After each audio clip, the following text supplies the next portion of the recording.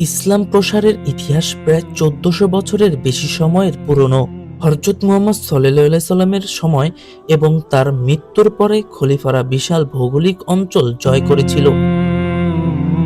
সে সময় এবং তার পরেও ধর্মপ্রচার, মুসলিম অর্থনীতি, ব্যবসা বাণিজ্যের প্রসার ও সর্বোপরি ইসলামী স্বর্ণযুগে ভারতীয় আটলান্টিক এবং প্রশান্ত মহাসাগরিক অঞ্চলে ইসলামের প্রচার ঘটে। আর ইসলামের প্রচারের সাথে সাথে গঠিত হয় মুসলিম বিশ্ব। মূলত বাণিজ্যিক ক্ষেত্রে ব্যবসায়ীরা ইসলাম প্রচারে গুরুত্বপূর্ণ ভূমিকা রেখেছে। মুসলিম রাজবংশ প্রতিষ্ঠার পাশাপাশি মুসলিম রাজ সাম্রাজ্যও হতে লাগলো, যার উদাহরণ উমাইয়া, আব্বাসীয়, ফাতেমীয়, সেলমুক এবং আইয়ুবীয় রাজবংশ বিশ্বের বৃহত্তম এবং সবচেয়ে বেশি শক্তিশালী ছিল। ইসলামী বিশ্বের লোকেরা সুদূর প্রসারী বণিক নেটওয়ার্ক, ভ্রমণ কাহিনী, বিজ্ঞানী, শিকারী, গণিতবিদ, চিকিৎসকবিদ এবং মুসলিম দার্শনিক সমন্বয় সংস্কৃত ও বিজ্ঞানের অসংখ্য পরিশীলিত কেন্দ্র তৈরি করেছিলেন। বলতে গেলে তারা সবাই ইসলামী স্বর্ণযুগের অবদান রাখে।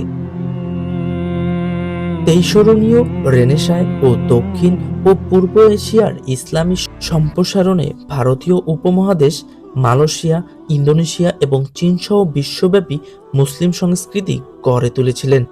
বলা হয় খ্রিস্টপূর্ব সপ্তম শতক থেকে দশম শতাব্দীর মধ্যে বাংলাদেশে ইসলামের আগমন ঘটে। বাংলাদেশের প্রাচীন ইতিহাস ঘাটলে দেখা যায় ইসলামের আবির্ভাবের সময় এই অঞ্চল বঙ্গ বা বাংলা নামে পরিচিত ছিল। সে সময় বঙ্গ বা বাংলা অঞ্চলটি শুধু বর্তমান বাংলাদেশের মানচিত্রে সীমাবদ্ধ ছিল না, সে সময় বঙ্গদেশের সীমানা ছিল অনেকটা বিস্তৃত।